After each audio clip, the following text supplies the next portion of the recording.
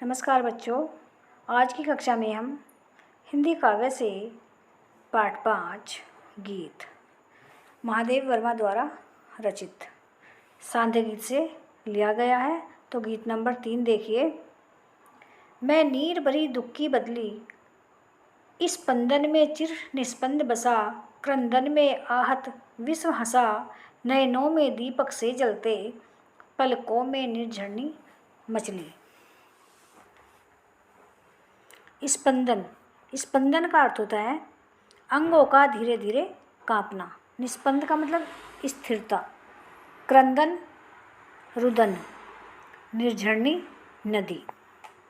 अपने जीवन की तुलना बदली से करती हुई महादेव वर्मा कहती हैं, वे कहती हैं, मैं नीर भरी दुख की बदली, मैं नीर भरी दुख की बदली हूँ, अर्थात मेरा जीवन दुख की बदलियों से घिरा हुआ है।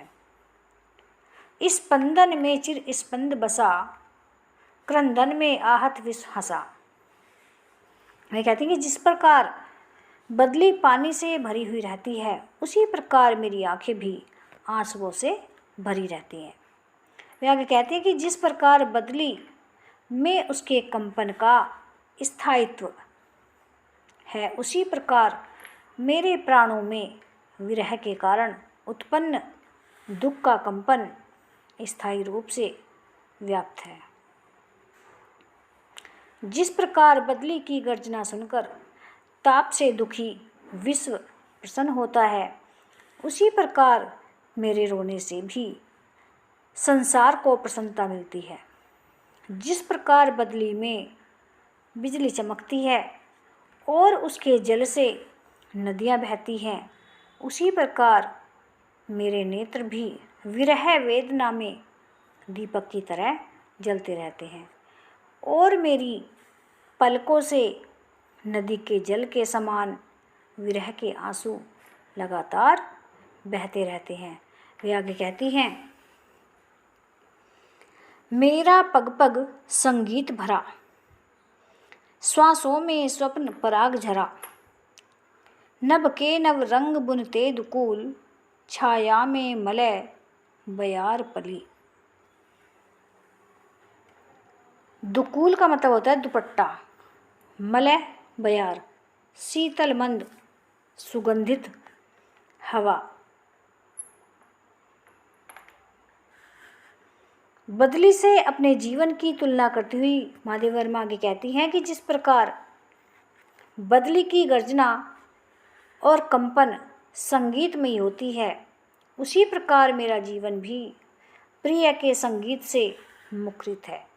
मेरे जीवन के प्रत्येक श्वास से स्वप्न पराग गिरता रहता है, अर्थात मैं अपने प्रिय की अनेक कल्पनाओं में, ख्वाबों में खोई खोई रहती हूँ।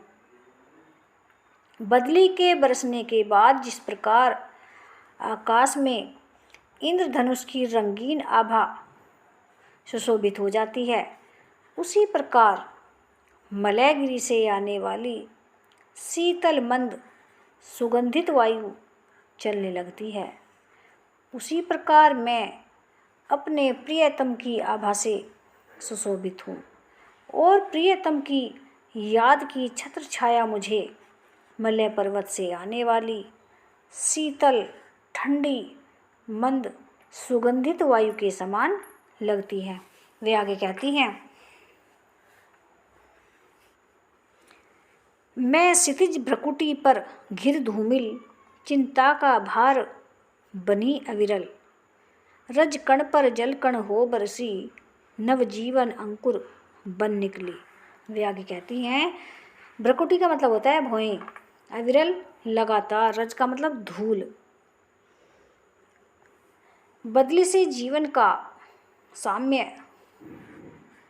प्रदर्शित करती हुई वे कहती हैं कि जिस प्रकार बदली क्षितिज रूपी भ्रकुटी पर धूमिल से घिरकर जल के भार से झुककर तथा धूली कणों पर बरसकर धरती को नवजीवन प्रदान करती है और उसके द्वारा बरसाए गए जल के कारण धरती में पड़े हुए बीजों से अंकुर फूट पड़ते हैं, छोटे छोटे नन्हे नन्हे पौधे निकल आते हैं। उसी प्रकार मैं अपने जीवन से लगातार चिंता का भार लिए रहती हूँ और उस चिंता की अभिव्यक्ति मेरी भौहें कर रही है। मेरी क्षितिज रूपी भ्रकुटी पर चिंता सदैव विद्यमान रहती है और उसी चिंता के कारण मेरी आंखें बरसने लगती हैं, मेरी आंखों से आंसू बहने लगते हैं, जिससे चिंता का वह भार हल्का हो जाता है और मुझ में नवजीवन का संचार हो जाता है। वे आगे कहती हैं,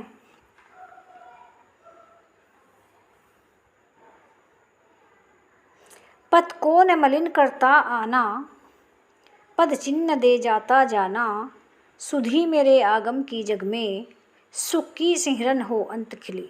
वे आगे कहती हैं कि बदली के छा जाने से न तो आकाश मार्ग मलिन होता है और न उसके मिट जाने से कोई चिन्ह रह जाता है। कहती कि बदली जब आकाश में होती है न तो आकाश गंदा होता है और जब बदली वहाँ से चली जाती है, बादल वहाँ से हट जाते हैं, न ही उसके कोई निशान रह जाते हैं, तथा उसके आने की स्मृति मात्र से ही संसार में प्रसन्नता की लहर दौड़ जाती है। जब बादल आते हैं आकाश में तो संसार जो है प्रसन्न हो जाता है। क्या सोचकर? ये सोचकर प्रसन्न हो जाता है कि चलो अब बारिश होने वाली है, आकाश में बादल चमक रहे हैं, दिखाई दे रहे हैं। उसी प्रकार मेरे आने से न तो संसार मलिन होता है और न ही मेरे चले जाने पर मेरा कोई चिन्ह शेष रह जाएगा। फिर भी मेरे आने की इस स्मृति मात्र से संसार में उल्लास की सिहरन उत्पन्न हो जाएगी। वे आगे कहती हैं, विस्तृत नभ का कोई कोना, मेरा न कभी अपना होना, परिचय इतना इतिहास यही, उमड़ी कल थी आज मिट चली।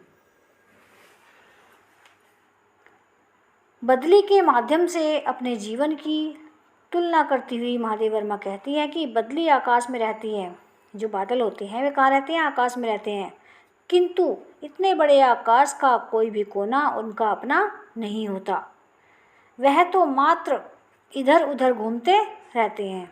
उसका परिचय और उसका इतिहास तो केवल इतना ही है कि वह अभी अभी उमड़ी थी और देखते ही देखते मिट गई। इस प्रकार महादेव वर्मा अपने जीवन के विषय में कहती हैं कि इस संसार का कोई भी भाग उसका अपना नहीं है। मेरा तो केवल इतना ही परिचय और इतना ही इतिहास है कि मैं कल आई थी और आज जा रही हूँ। तो प्रिय बच्चों, ये पार्ट 5 कंप्लीट हो गया है। तीन गीत थे इसमें। जो पहला गीत था सांध्य गीत से, दूसरा भी तीसरा सांध्य गीत से और दूसरा था ये दीपशिखा से। यदि आपको हमारा वीडियो पसंद आया हो तो चैनल को सब्सक्राइब कीजिए, वीडियो को लाइक करें, कमेंट करें। धन्यवाद।